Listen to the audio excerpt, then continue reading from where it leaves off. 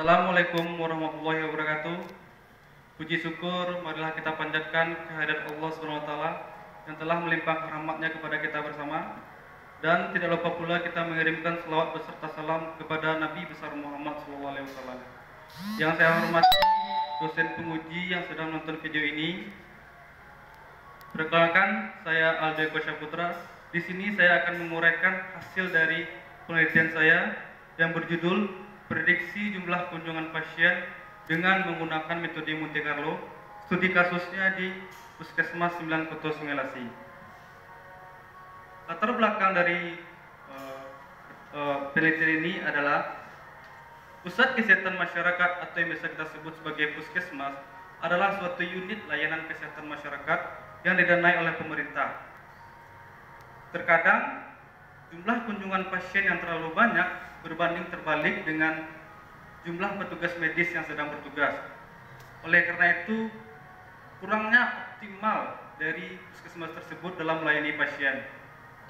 Oleh karena itu, perlu dilakukan sebuah simulasi untuk memprediksi jumlah kunjungan pasien di masa yang akan datang.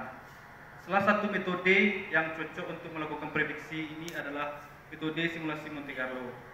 Metode simulasi Monte Carlo ini adalah metode yang berdasarkan analogi probabilistik dan pembangkit bilangan acak untuk mendapatkan hasil simulasinya. Ini adalah rumusan masalah dalam penelitian ini.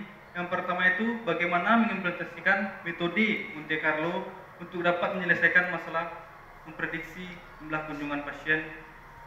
Yang kedua, bagaimana mengimplementasikan metode Monte Carlo ke dalam bentuk bahasa pemrograman. Dan yang ketiga, bagaimana mendapatkan sebuah informasi yang bermanfaat nantinya untuk pihak puskesmas. Ini adalah matasan masalah saya. Yang pertama itu, penelitian ini hanya menggunakan jumlah kunjungan pasien sebagai variabelnya. Dan yang kedua, dalam penelitian ini hanya menggunakan satu metode, yaitu adalah metode Monte Carlo. Dan yang ketiga, data yang digunakan adalah data jumlah kunjungan pasien. Tetapi data jumlah kunjungan pasien ini adalah 3 tahun ke belakang yang saya gunakan dalam penelitian ini. Inilah tujuan dari penelitian ini. Yang pertama itu menerapkan metode Monte Carlo untuk prediksi jumlah kunjungan pasien. Dan yang kedua, mengaplikasikan metode Monte Carlo ke dalam bentuk bahasa pemrograman. Di sini saya menggunakan bahasa pemrograman PHP sebagai alat bantunya. Dan yang ketiga, menentukan tingkat akurasi dalam simulasi. Selanjutnya, manfaat penelitian. Yang pertama itu membantu memberikan informasi kemungkinan jumlah kunjungan pasien di masa yang akan datang. Dan yang kedua, membantu dalam mengambil keputusan sehingga puskesmas lebih optimal dalam melayani pasien. Dan yang ketiga, manfaat bagi penulis ini adalah mengetahui tingkat akurasi dalam metode ini. Inilah kerangka kerja dari penelitian ini. Yang pertama itu adalah mengidentifikasi masalah.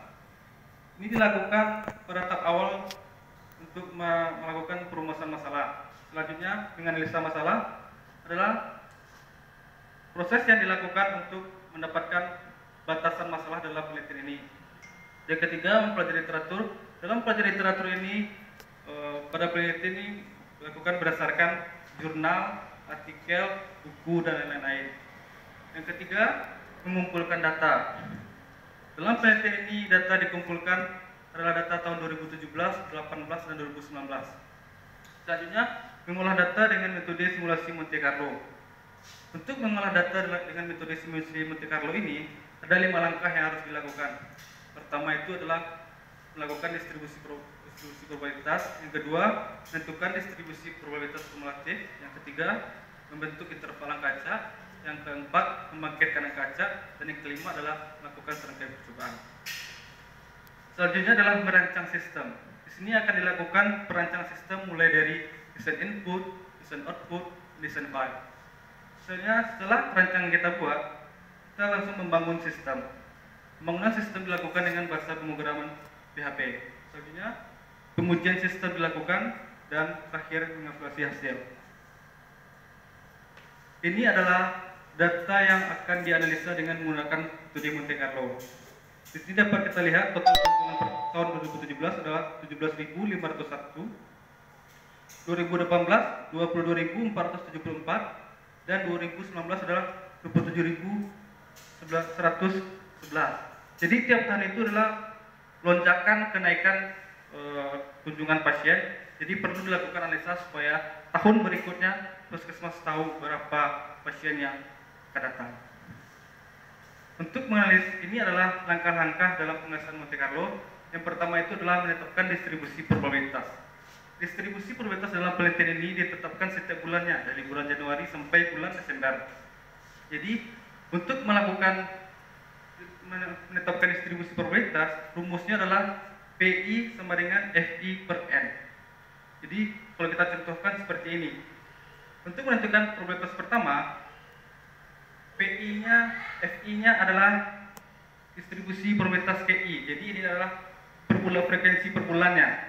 Sedangkan N-nya adalah total kunjungan pasien. Itu adalah total kunjungan pasien seluruhnya, adalah 17.501 sama dengan 0,28. Ini adalah hasilnya. Selanjutnya menentukan distribusi probabilitas kumulatif. Menentukan distribusi probabilitas kumulatif ini didapatkan berdasarkan penjumlahan distribusi probabilitas pertama dengan kumulatif. Untuk distribusi probabilitas kumulatif pertama adalah sama dengan distribusi probabilitas pertama. Selanjutnya menentukan interval angka kaca. Interval angka kaca ini didapatkan berdasarkan dari dia ada ketentuannya. Yang pertama itu adalah interval angka kaca pertama adalah 1. Kita lihat di sana adalah interval kaca pertama adalah 1, dan selanjutnya adalah untuk menentukan interval angka kaca akhir, probabilitas kumulatif dikali 100, maka 0,8 dikali 100 adalah 0,8. Dan untuk variabel kedua bulan Januari, awalnya akhir variabel pertama ditambah dengan 1. Selanjutnya adalah memangkitkan bilang acak. Di sini dalam memangkitkan bilang acak menggunakan 4 parameter, yaitu A, ZI, C, dan M. Nilainya kita tentukan masing-masing. Jadi contohnya seperti ini.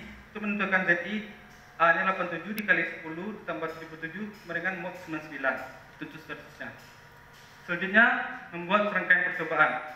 Dalam membuat serangkaian percobaan ini dilakukan menggunakan, sini kita sudah dapat tadi angka acaknya. Dapat angka acak. Kita cari angka acak untuk yang pertama ini letaknya di mana? Kita cari sini, letaknya adalah di Agustus itu 57. Jadi kita cari ranknya 57 itu berapa frekuensinya. Inilah hasil simulasi kita. Begitu seterusnya. Inilah bentuk dari hasil simulasi yang berdasarkan angka acak tadi.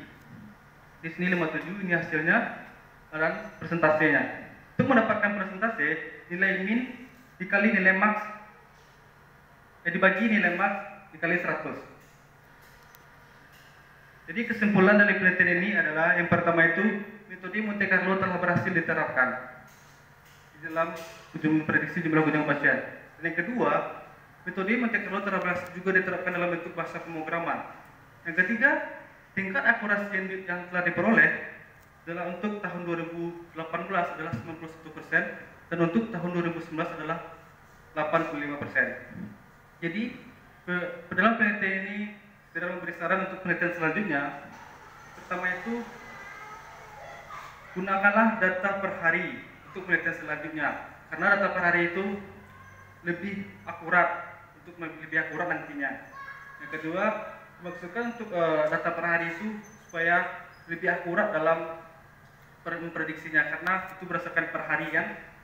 Dan yang ketiga itu adalah untuk mengembangkan selanjutnya dilakukan dengan bahasa pemrograman yang lain seperti Laravel, Android, dan yang tips di tahun selanjutnya nantinya. Dan ini adalah daftar pusaka saya. Pusaka saya menggunakan 20. Tentunya terima kasih, saya ucapkan terima kasih, saya kembalikan kepada dosen penguji.